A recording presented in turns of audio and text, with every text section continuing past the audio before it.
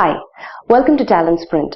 In this session, we will look at how to analyze logical arguments. And for this, you will need to evaluate a piece of reasoning. Now, why is this so important to understand or know different types of critical reasoning questions? One, it saves time. Now, you can avoid rereading the question or read the question quickly to watch out for keywords that indicate the purpose of the question. Two, you just get familiar with reducing errors. What do I mean by this? When you're familiar with different types of critical reasoning questions, you're less likely to make careless mistakes. Now we're going to look at 5 such different questions covering verbal critical reasoning. 1. Assumptions.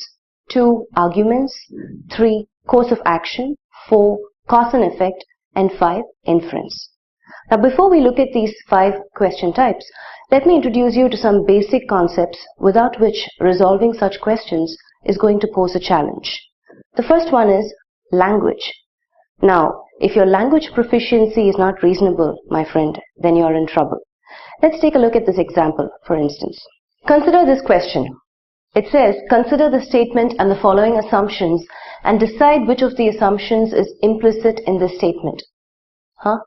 Getting stuck somewhere?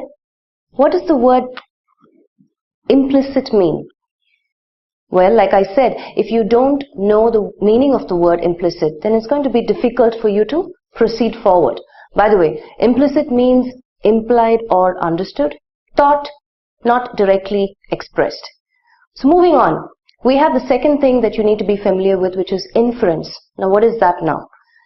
To infer, meaning to make logical conclusions based on factual evidence or premises known or assumed to be true. So now that you have a reasonable idea on what to focus on, I think this is a good premise to begin with. Let's get started, shall we?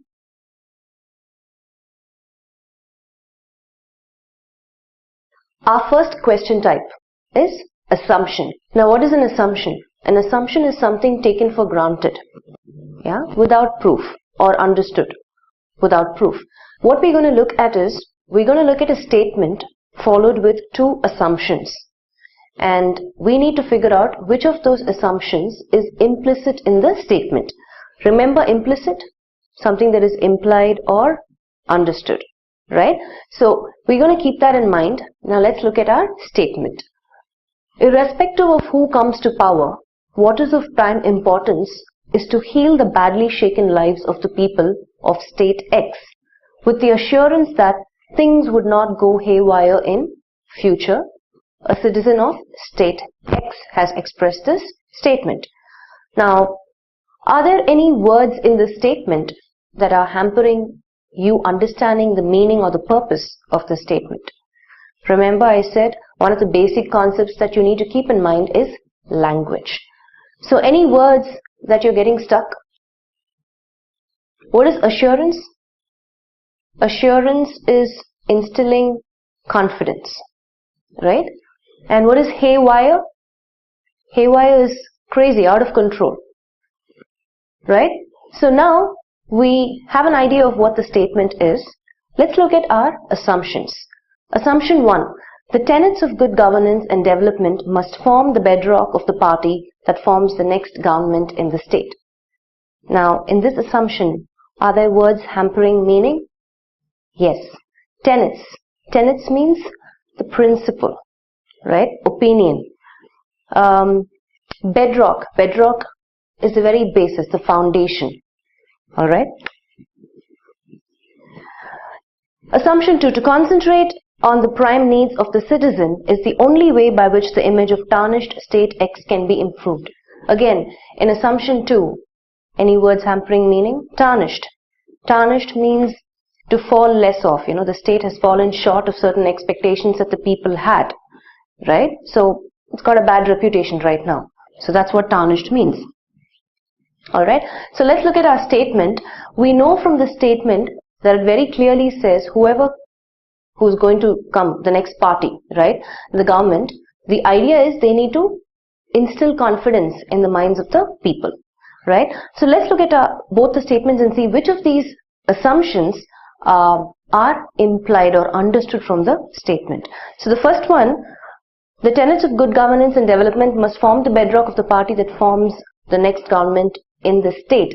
Now, if you look at this assumption, it very clearly says that good governance will automatically go ahead and instill the confidence that the people need.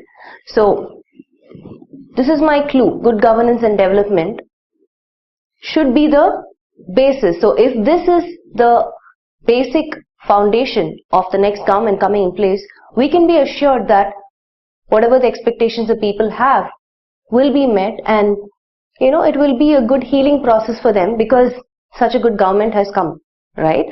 But at the second one, it says to concentrate on the prime needs of the citizen is the only way by which the image of tarnished state X can be improved. Now here, we can't go ahead and say that this assumption is understood from the statement simply because it doesn't give you an alternative, and it gives an ultimatum saying the only way to go ahead and restore this tarnished state is to concentrate on the prime needs of the citizen, which may not be necessarily true, right? So I'm going to go with assumption 1 stating this is the only assumption that is implied from the statement.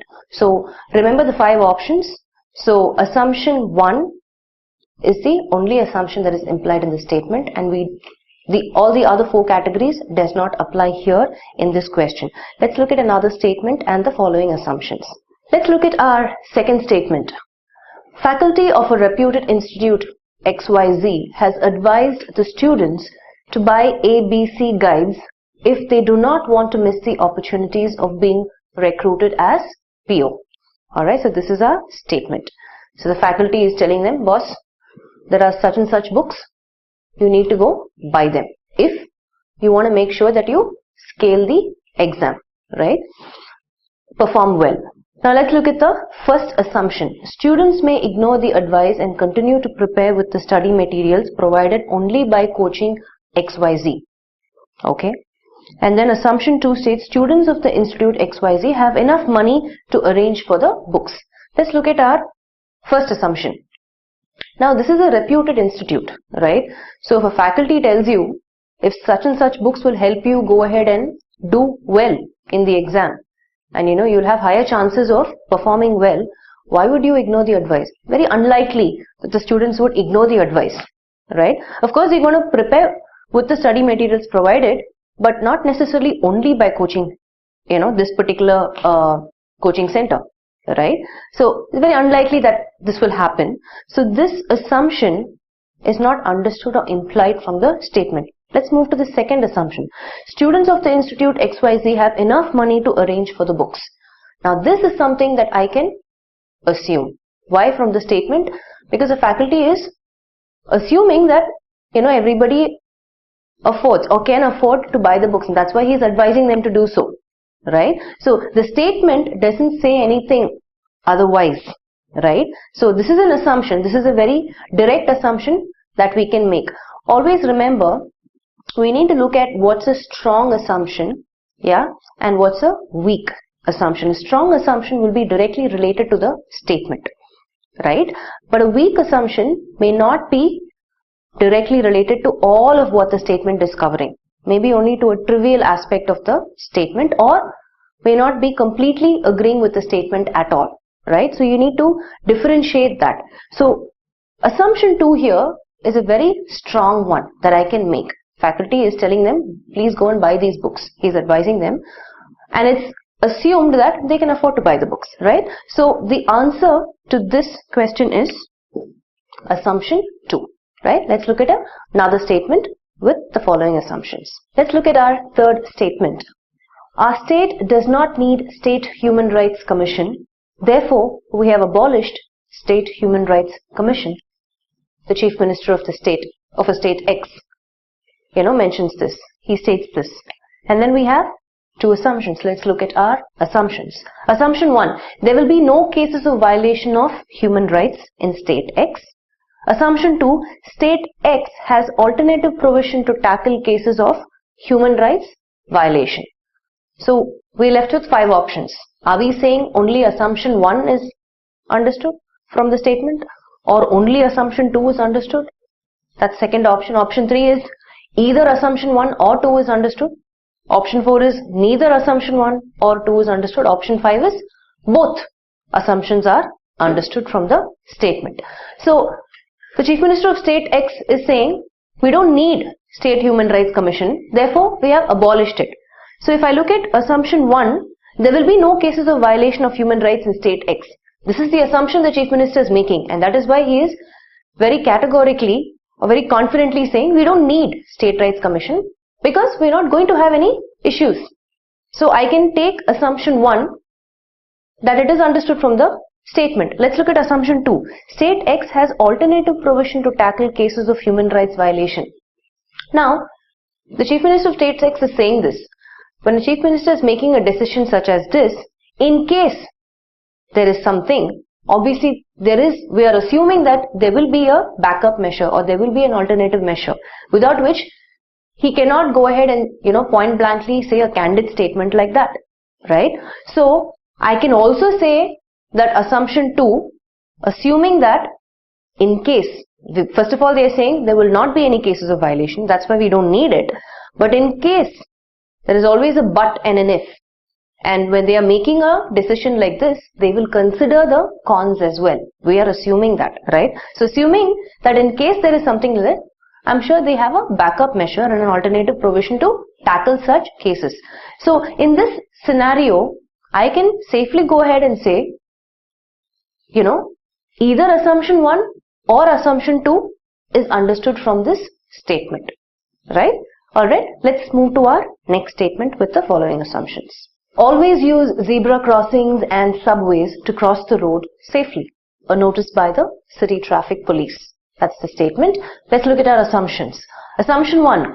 Road safety is not an option but a must for pedestrians. Assumption 2. Safety can be increased by making people aware of tips regarding road safety. So we're going to see which of these assumptions. So is it only assumption 1 that is implied from the statement, or is it only assumption 2, or is it either assumption 1 or 2, or is it neither assumption 1 or 2, or if both the assumptions are implied from the statement. So we have some clue words from the statement assisting or helping us to form strong assumptions here, right? So if I look at my first assumption, road safety is not an option but a must for pedestrians, right? So there are clue words. It says always use zebra crossing. So if you want to remain safe on the road, then you don't have an option. If you use the zebra crossings, there are higher chances of you ensuring safety on the road, right? So assumption 1 seems like a strong assumption derived from the statement. Road safety is not an option but a must for pedestrians. Okay, let's move to assumption 2. Safety can be increased by making people aware of tips regarding road safety. So how are they creating this awareness? By the notice, right? So let's take a small example.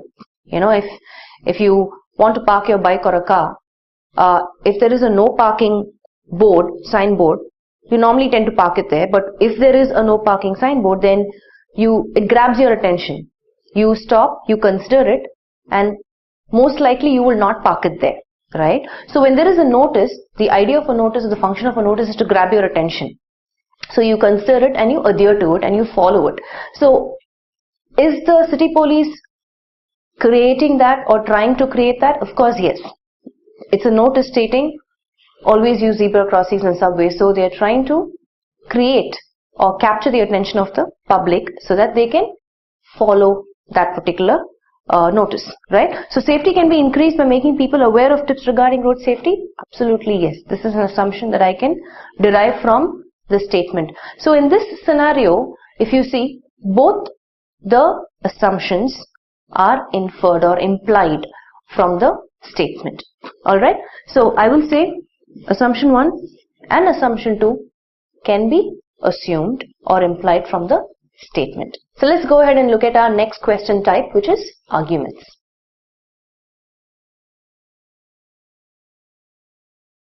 So our second question type is arguments, right? What is an argument?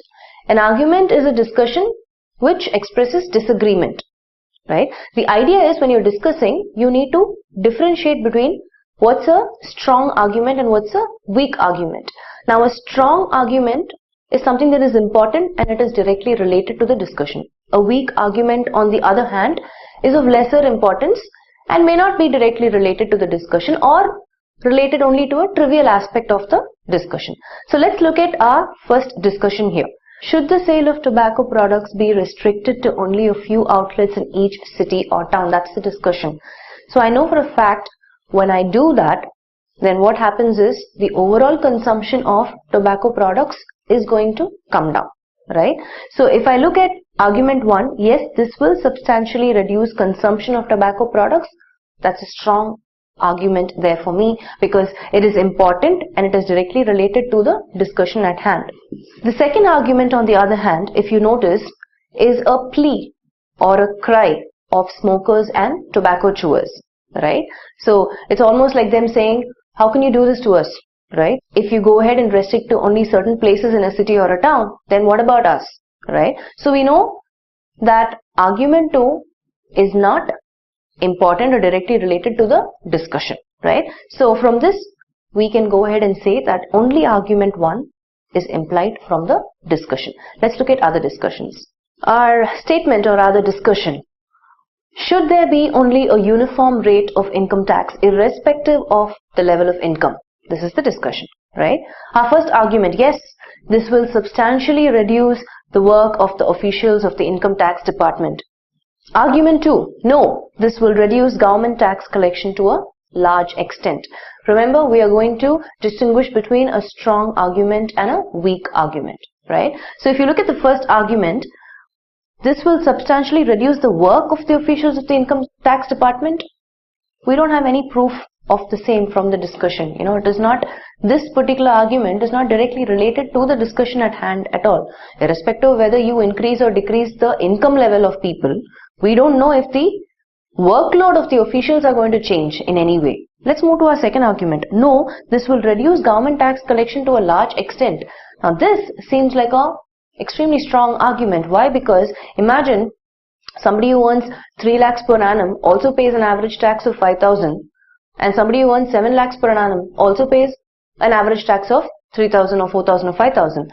In that case, we know that the overall government tax collection is going to get affected to a large extent. So this is my strong argument and this is the only one that is related to the discussion at hand. Should there be only a uniform rate of income tax irrespective of the level of income? If that happens, this is bound to happen, right? So in this scenario, argument 2 is the only one that is implied from the discussion or the statement at hand.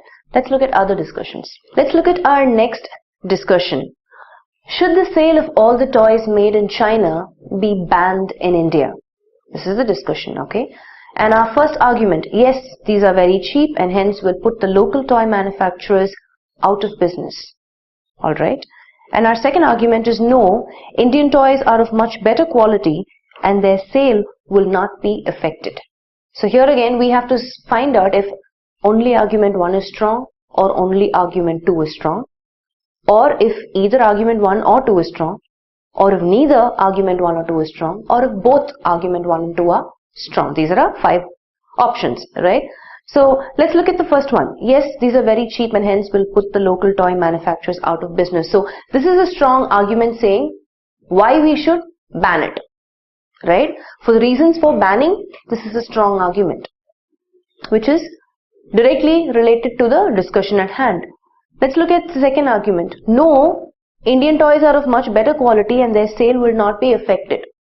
This again seems like a strong argument stating why it should not be banned. Defending the quality of the Indian toys, Indian manufacturers, and saying, I don't think it's going to affect the overall sale of Indian toys just because we allow Chinese toys into the market, right? So this also seems like a strong argument for why we should not ban it.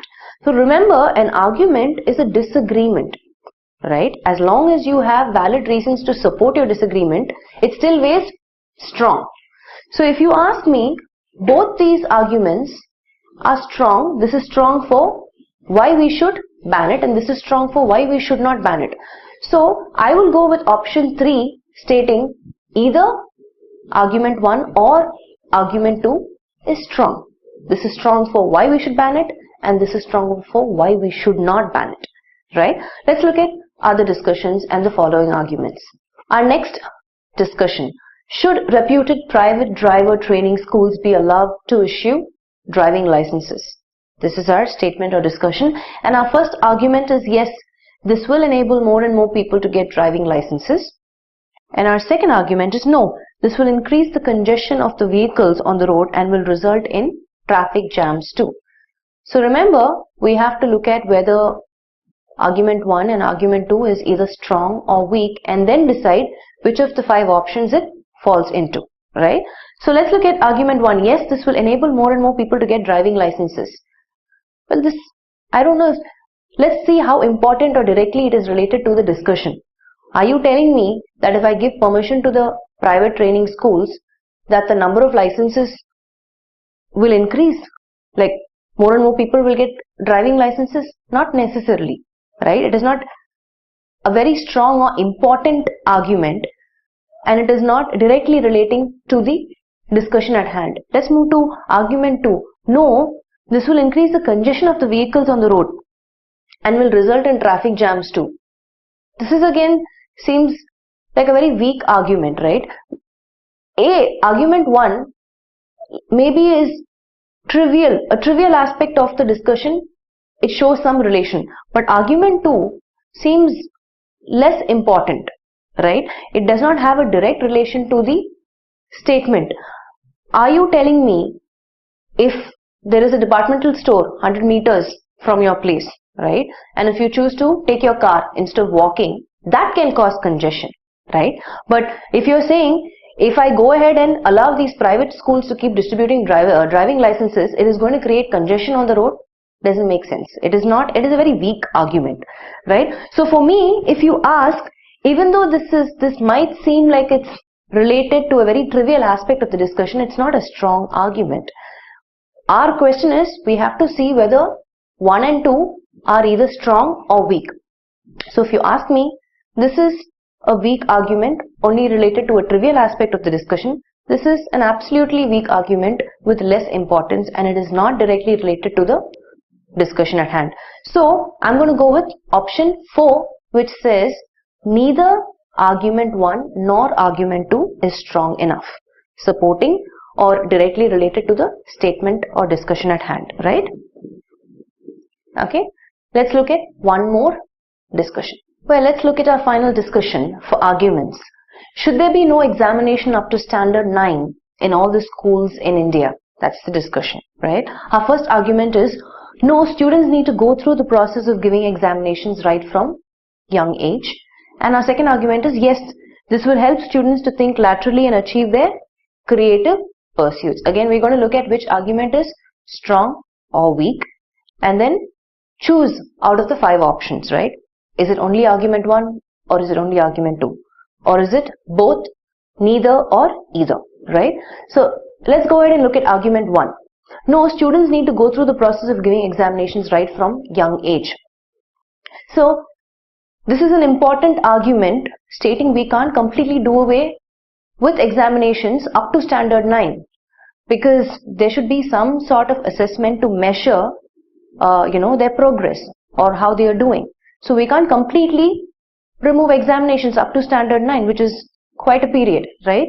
So this is a strong argument saying why we should have examinations. Okay, this seems strong. It's directly related to the discussion at hand, and it is important, very relevant, right? Let's move to our second argument. Yes, this will help students to think laterally and achieve their creative pursuits.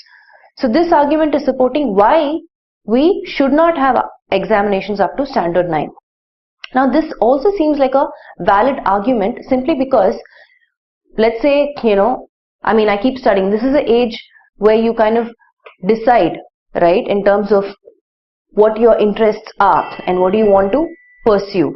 So I've taken computer science and mathematics, and then I turn out to be a musician, right? So the idea is for me to go ahead and see, yes, examinations are important, but at the same time, if I give room and allow an opportunity for students to explore and pursue their creative side, why not?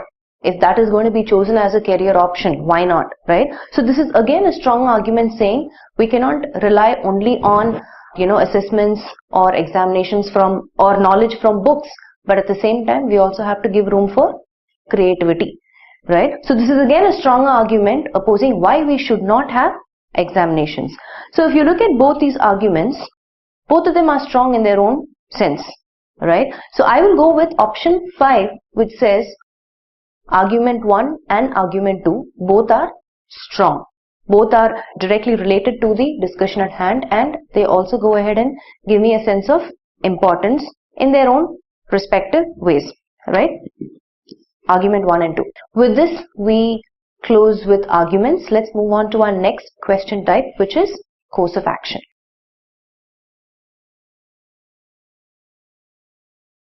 So, our next question type is course of action. Now, what's a course of action? A course of action is, sequence of activities or a possible plan, right, which is taken for improvement or follow-up or further action in regards to a problem on the basis of the information given in the statement. So, you will have a statement followed by 2 courses of action. So, we have to assume everything in the statement is true and then decide which course of action will logically follow suit. So let's take a look at this example right here. So our statement is, some of the Indian star players have reportedly expressed reservation about touring state X to security reasons following the terrorists' threats. This is our statement. So we assume that all of this is true. Now let's look at our 2 courses of action. The first course of action says, Indian Cricket Board should send a delegation to state X to assess the situation in the various venues where the matches are to be played. That's the first course of action. The second course of action, it says, the tour should be postponed immediately. Now, we have to see what can be the logical course of action that should be taken so that there is a solution to the problem, right? That's the end result. So, if you look at the statement, are all of the Indian star players having a problem? No, some of them. Okay, so keep that in mind. Also, we know what the reason is. There have been some terrorist threats, so they don't want to take a chance, right? So they're expressing reservation about going to that particular state. We understand the premise. Let's look at our first course of action. Indian Cricket Board should send a delegation to state X to assess the situation in the various venues where the matches are to be played. Now, in this first course of action, it proves to be pretty logical, right? Some of them have expressed this.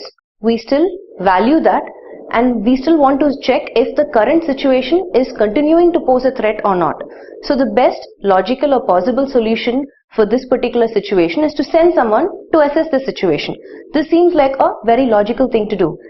But the second course of action, the tour should be postponed immediately, I don't think it serves a purpose, or it's actually bringing in a solution to the situation at hand, right? One is because unless and until, without verification, knowing what the current status is, why would you want to postpone the tour? It might incur a lot of cost and time, right? We don't want to do that. That's not a very logical solution. So I'm going to go with 1. Remember, our options are only course of action 1 follows, or option 2 only course of 2 follows, or action 3 either course of action 1 or course of action 2, or option 4 neither of them, and option 5 both. So for this situation, I'm going to go with option 1, which is only the first course of action applies or follows logically, provided the situation in the statement. Okay, let's look at our next statement. So our next statement, the concert by Bryan Adams, scheduled for Saturday evening, is expected to see roads in and around XYZ Stadium in City X witnessing heavy traffic between 4 p.m. and midnight. Again, we assume each of these to be true, right, from the statement. Let's look at our first course of action. For that period, commuters should be diverted to other roads. Okay? Any language, words hampering meaning? What are commuters? Commuters are people who travel either by bike or car, right? Commuting means traveling, whatever transport that you use. How do you commute? I commute by bus or train or bike, right? Second course of action, considering the large gathering, there should be alternative management of parking the vehicles. So we have these two courses of action. Again, we'll have to see which one of these two is logically, should take place, right? Or only one, or only two, or either one or two, or neither one or two, or both, right? Now, given the situation at hand, when there is something happening, a major event happening at a particular place, it only makes logical sense for you to direct the traffic, to other areas, so there's not much of congestion happening there. So the first one looks pretty logical. The second one, again, keeping in mind that there is going to be a large gathering at that place, you will have to make sure that there is enough space for parking. Right? What if that venue will not be able to hold that huge gathering? Then you have to look at alternate measures. And that's exactly what the second course of action says. Considering the large gathering, there should be alternative management of parking the vehicles. So if you see, both these courses of action logically follow suit, given the statement. On the basis of what we have in the statement, right, both these two courses of action will logically apply. So for me, I'm going with option 5, where both 1 and 2 will logically follow suit, given the situation at hand. Alright? Let's move to our next statement. Our next statement here states, the hygienic condition of the city X is not good. Polythenes and garbage are littered all over. Alright, so this is our statement. Let's look at our first course of action. The hygienic condition of the city X is a problem which has been persisting over a long time and can't be improved immediately. Alright, our second course of action, NGOs and Nagar Nigam should start a cleanliness movement. Now this is a pretty simple one, right? We already know what a course of action is. A course of action is a possible plan. Now if you look at the first course of action, it is not even a course of action, it's just reiterating the statement, giving me extra information for how long it's been happening without a possible plan. There's no plan here. It just reiterates the statement. But on the other hand, the course of action 2 very clearly gives me a plan. What's the plan? I think NGOs and Nagar Nigam should start a cleanliness movement. Now this is setting some sequence of activities that will help the situation. Now this is a logical plan, right? So for me, from the options, I know immediately that only option 2 will fit the bill, right? So if you ask me, option 2 is the logical course of action to follow based on the information that we have in the statement. Let's move to our next statement. Our next statement, a phone was received at the district control office from an anonymous person that there was a deadly bomb in the secretariat. This is our statement. Now, again, anonymous means somebody unknown, right? Somebody. Let's look at our first course of action. Bomb defusing squad should be sent immediately. Second course of action, the authority should not give any heed to this type of hoax. What's a hoax? A hoax is like a practical joke, a trick. Somebody played a prank. That's a hoax. Now, we need to see again what's the possible plan, right? Based on the information that we have in the statement. Now, if we look at the first course of action, bomb defusing squad should be sent immediately. Now, irrespective of whether it is true or not, you don't want to take the risk, right? If you receive an anonymous phone call like this, whether because you don't want to take a risk, you want to go ahead and do this, which is to check, to assess the situation, right? So, this seems like a more logical plan. But the second one, the authority should not give any heed to this type of hoax. Now, we can't make any assumptions when something as critical as this happens, right? Again, like I said, you can't take a risk. So, this does not seem like a logical course of action. You cannot ignore something as critical as a phone call stating there is a deadly bomb. You can't ignore that. So, the first course of action applies and follows suit logically based on the information provided to us in the statement. Let's look at one more statement. Our final statement for course of action. The epidemic of porno websites is spreading in India and thus harming Indian youths by degrading their moral and ethical values. So we assume all of this to be true. Epidemic, spreading extensively, rapidly, right? Like an outbreak, uncontrollable. Okay, let's look at our first course of action. Cabin facilities should not be given to internet users. Okay, our second course of action. Porno sites should not be allowed to be free sites. Now let's address the first course of action. Cabin facility should not be given to internet users. Basically what they mean is a secluded cabin. Now, generally, the mindset of people is, if I have to do something that I don't want anybody to see, it becomes easier for me to do it if it's in a secluded place, right? Like in closed rooms. So, but it is less likely for me to do something wrong when I'm open to public. Public can see me and they can judge me. So I wouldn't do that. So this seems like a logical plan, right? When I don't give you a secluded cabin, which means people sitting next to you can see what sites you're opening, less likely that you would open this site. Okay? Second course of action. Porno sites should not be allowed to be free sites. This also seems logical. Why? Because anything free you don't think twice. You add a cost to it, there is a pinch, right? You feel the pinch. Am I spending a little too much on this? Is it required? Right? And you think twice before, and some people don't even have the money to spend. Like, school kids will not have the money to go ahead and watch these sites. Right? So, this seems like a very, very logical course of action for me. So, I would say, given the statement that we have, right, both these course of actions would be logical. Right? So, here ends course of action. Let's look at our next question type, which is cause and effect.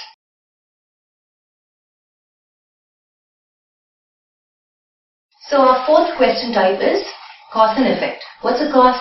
A cause is a reason. What's an effect? The consequence of that reason. So these type of questions will have two statements. Now, what do we have to do with those statements? Let's look at this. So these are my 5 options. So I will choose option 1 if statement A is the cause, which is the reason, and statement B is the effect, which is the consequence. Option 2, I will choose that if statement B is the cause, the reason, and statement A is the effect, the consequence. I will choose option 3 if both A and B are independent causes, which means they are not related to each other. A is the cause of something, B is the cause of something. The reasons are given, but they are not interlinked, they are independent, right? I will choose option 4 if both A and B are effects of independent causes. So A is an effect, B is an effect, again not interrelated, of different causes. I will choose option 5 if both A and B are effects of some common cause, which means there is a common cause, this A can be one effect, B can be one effect, right? So these are our options. I want you to remember the options 1, 2, 3, 4, 5. Okay? We will define each option based on what is here. Now let's go ahead and look at our first question, which will have 2 statements, statement A, statement B, and we're going to see which of the option it falls under. Let's get started. Let's look at our statements here. We have 2 statements, A, B. Remember the options, right? A, many schools have banned the sale of fast food in their premises. Statement B, obesity in youngsters has been linked to their poor eating habits. Now, we have to find out which is the cause, or which is the reason, or if both are, independent causes, or are they effects of independent causes, or are they effects of a common cause, right? These are our options. So let's see.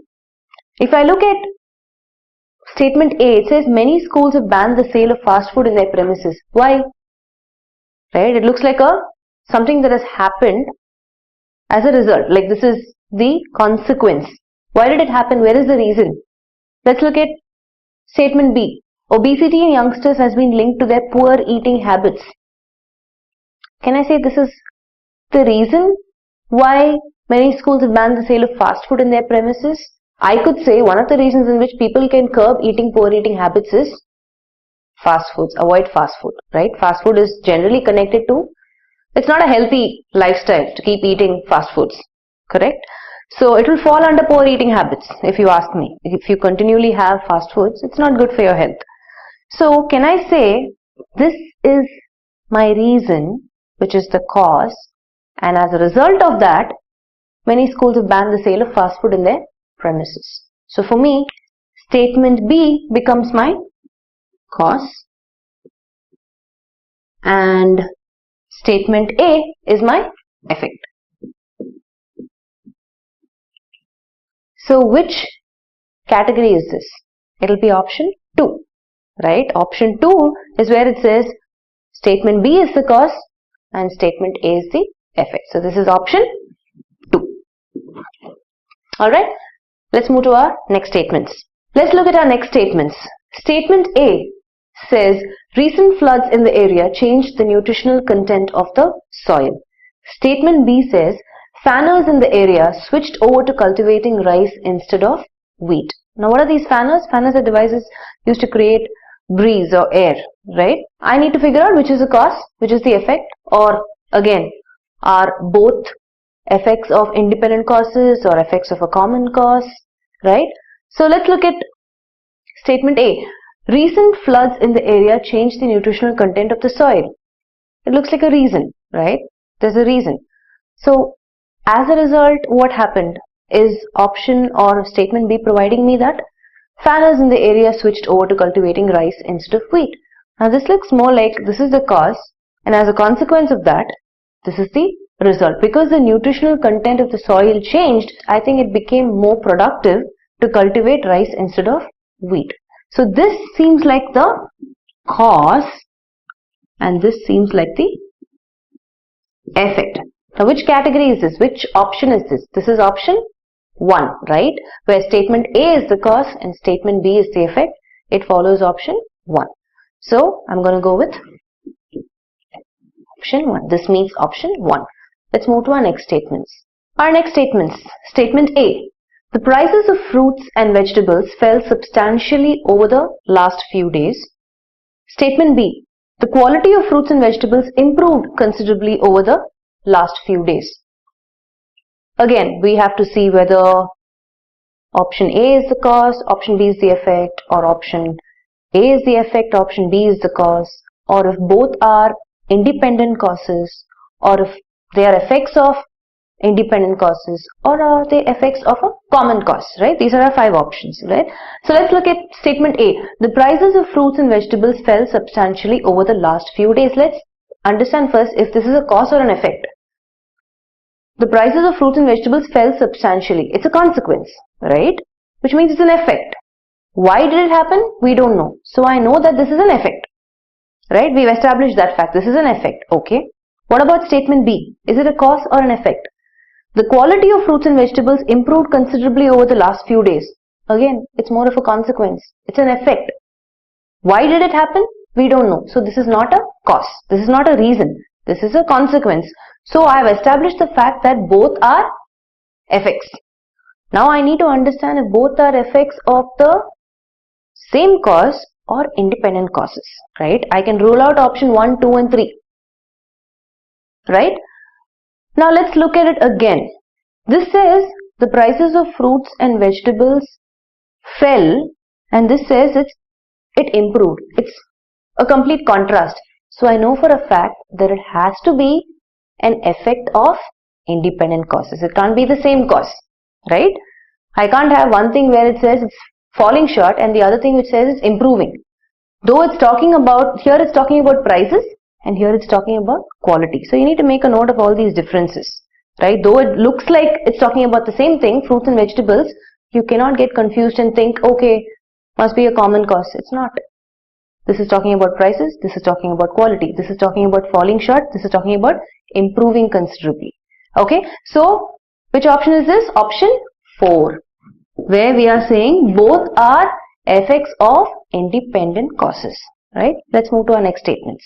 So let's look at this statement here, both the statements. Statement A, the standard of education in evening colleges of the state has been deteriorating. Okay, what is the meaning of this? Going down. Quality is going down, right? Statement B, the standard of school education has been fast deteriorating in the state. Okay, this should be pretty easy for you to figure out. Why? Because there are too many common things here. We're talking about standard of education. The only difference is college and school.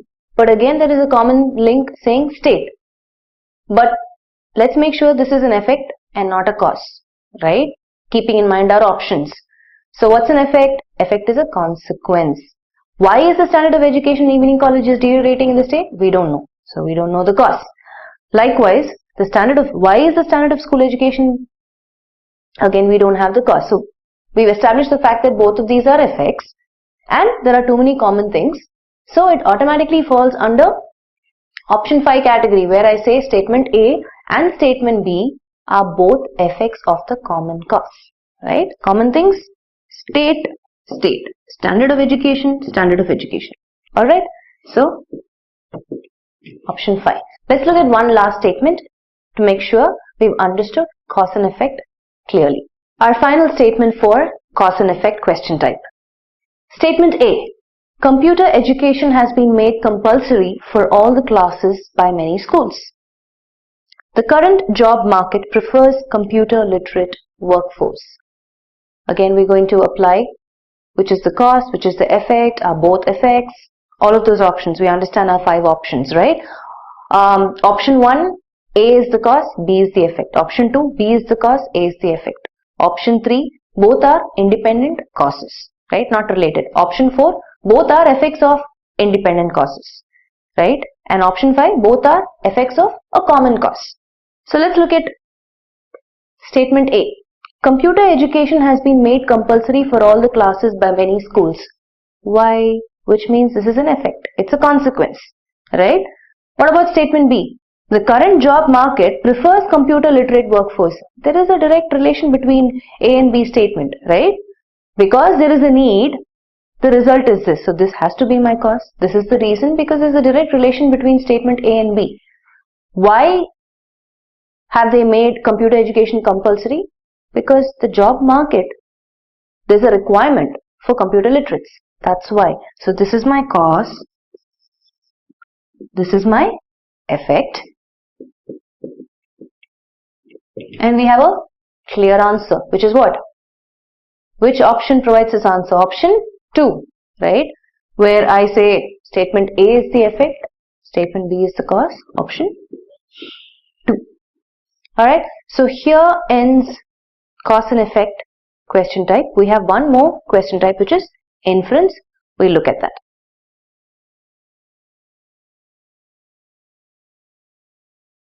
Our 5th question type for verbal critical reasoning is inference. So what is inference? Inference is deriving logical conclusions from the given facts, or it's an act of reasoning from factual knowledge or evidence.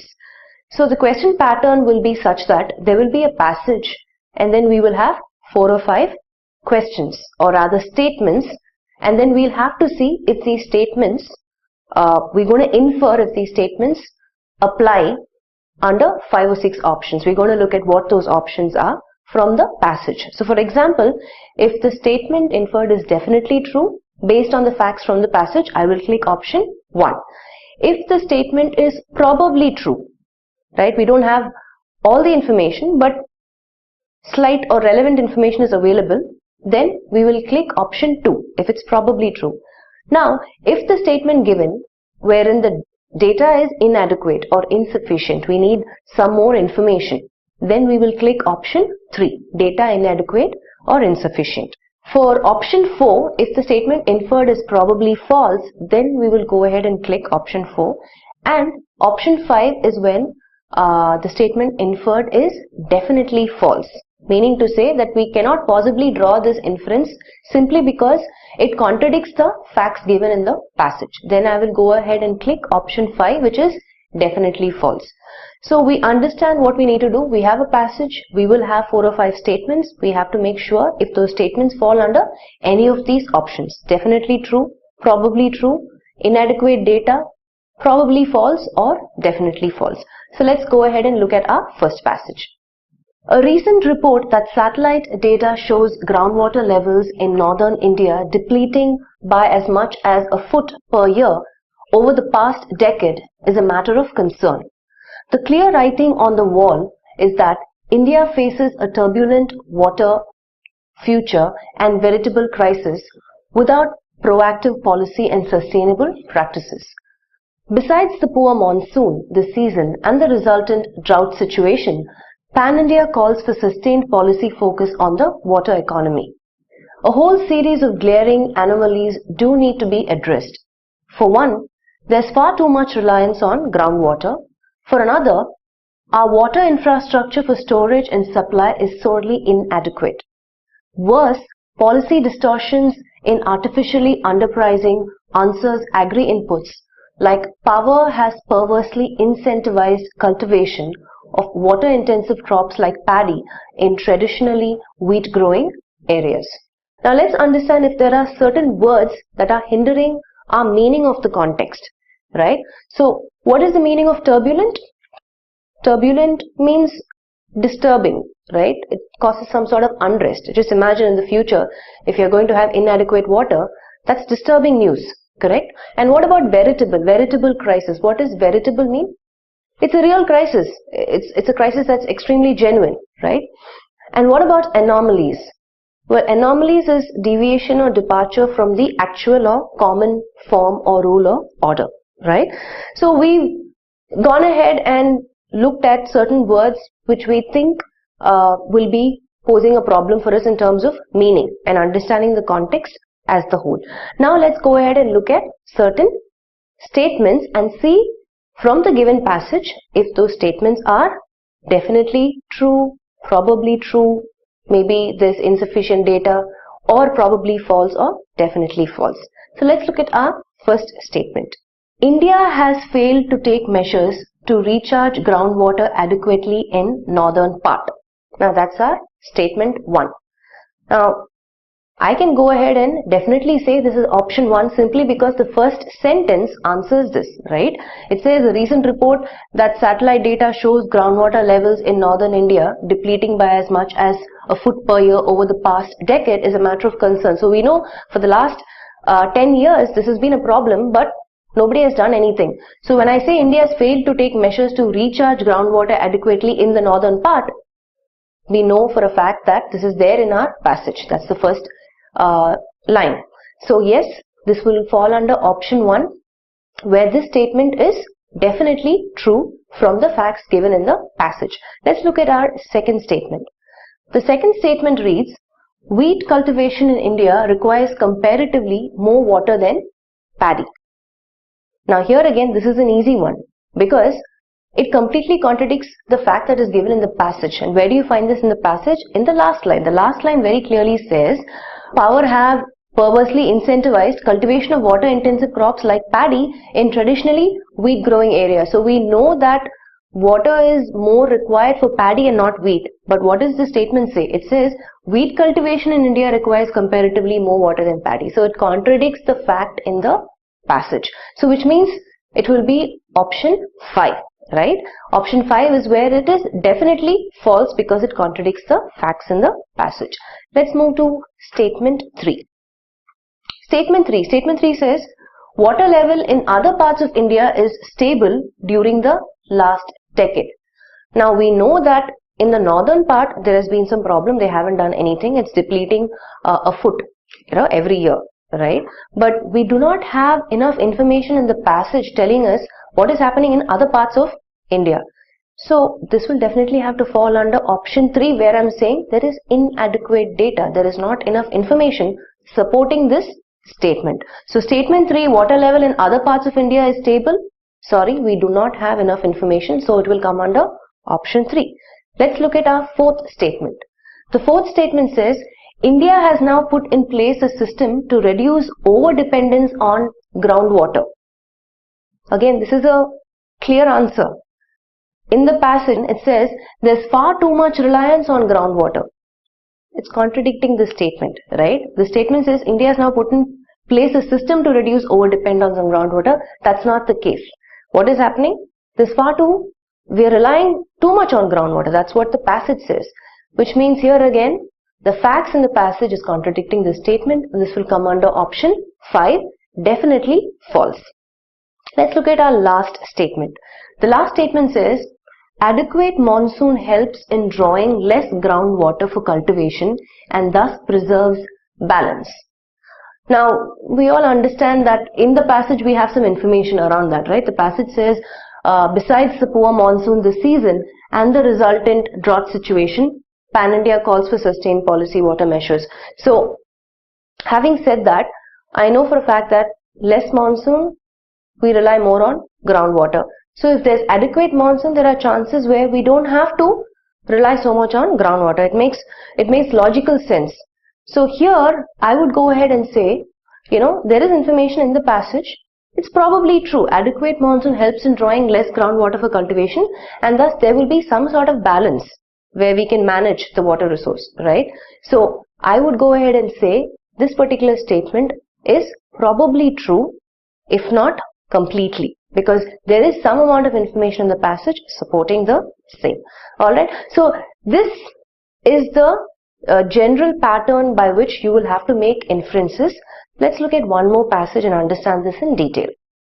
India seems to have arrived in terms of foreign institutional investors, FII, inflows, just via foreign investors turning to markets such as India. The general consensus is that the US currency outlook is not particularly good. So investors are looking to diversify their exposures and are moving into emerging markets. Investments in India saw better return on equity than all the other emerging markets at 18% last year. The average for other markets was about 11 to 12%. India's growth is largely because of the domestic market, with exports accounting for just 10% of its GDP, unlike China, which is much more dependent on exports and as a consequence is the US as a buyer. Okay, so this is our passage, right? So let's go ahead and look at our statements and then go ahead and see which option it falls under, right? Our first statement: India had not been a good market for foreign investors. So this is a statement. India had not been a good market for foreign investors. That's what it says. So do you think that's a possibility? And do we have enough information from the passage supporting this? Let's go ahead and look at the passage. See, if you look at the first line, it says India seems to have arrived, which means earlier maybe it was not that great. It has come to a position where foreign investors are beginning to notice India, an Indian market, right? And then again, the same line, it says foreign investors turning to markets such as India. So right now, there is a change, which means earlier, maybe they weren't even looking at Indian market, right, for investment. So I could go ahead and say, if not complete information, at least the first line is giving me some amount of information supporting the statement. So I will go with option 2, saying the statement is inferred, which is probably true. Probably true because there's some information supporting this statement. Let's look at our second statement. The second statement says, investors will get huge profit from investments even in the emerging markets. This is the second statement. Again, if I see, the following statement itself, it says, or the next line it says, investors are looking to diversify their exposures and are moving into emerging markets. So why would they do something like that? Because probably they are expecting some sort of profits. Otherwise, investors will not invest there, right? If they're not going to gain anything. So again, here, if not complete information, there is some information. So I will say this is also option 2, where the statement inferred is probably true. Okay, let's look at our third statement. The third statement reads, return on equity in China was 11% in the last year. Okay, so they're specifically talking about China here. We have information where India did well, 18%, right? And it just says other parts, other markets, the average for other markets was about 11 to 12%. That's what it says. It doesn't say China did 11%. So for me here, the information given is inadequate. I can't go ahead and infer this statement from the passage because there's not enough information supporting this statement. So I will go with option 3, which says inadequate data. Let's move to our fourth statement. Fourth statement reads, thus US is the largest importer of Chinese goods. Clear winner, right? The last line of the passage, let's look at that. The last line says, unlike China, which is much more dependent on exports and as a consequence has US as a buyer. So we know that this is definitely true. 1, right? Option 1, this is definitely true because the last line supports this statement. We have direct proof. Let's look at our final statement. India's domestic market is one of the largest in the world. India's domestic market is one of the largest in the world. The information that we have is investments in India saw better return on equity than all the other emerging markets at 18% last year. But Just with this information, we cannot go ahead and say that India's domestic market is one of the largest in the world. For that, we don't have enough information in the passage. So this will fall under option 3, where I'm saying the statement inferred has inadequate data. Data is insufficient. So I will go ahead and click option 3 for this. Alright. So keep in mind, when you are attempting question patterns of inference, it's very important for you to look at the passage and make sure you have enough facts supporting the information. And if it's not complete information, even if there is partial information, then it will form under or fall under probably true option 2. If not, you will have clear definitions for definitely false and definitely true. Definitely false, it will completely contradict. Definitely true, you will have ample information supporting the statement, and then you have probably true and probably false, right? So here ends verbal critical reasoning, where we've looked at 5 different question types: assumptions, arguments, course of action, cause and effect, and inference. Here ends the session on verbal critical reasoning. Thank you.